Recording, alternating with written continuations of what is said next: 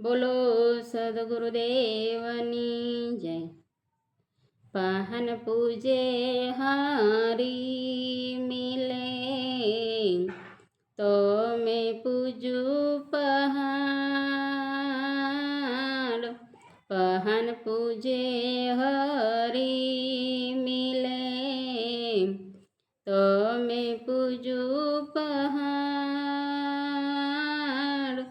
તાતે से जाकी भली, पीस खाए संसार कबीरा, पीस खाए संसार।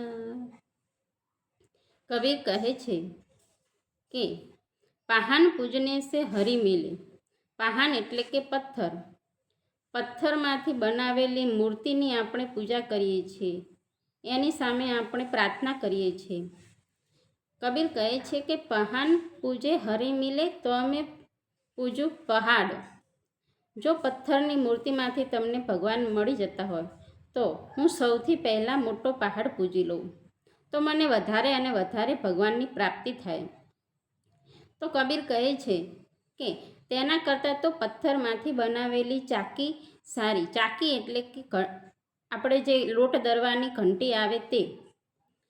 તો પહાડ કરતાં તો ઘંટી સારી કે જેમાંથી લોટ દરાય અને આખા જગતના જીવાત્માઓ તે લોટ ખાઈને એમનું પેટ તો ભરે છે।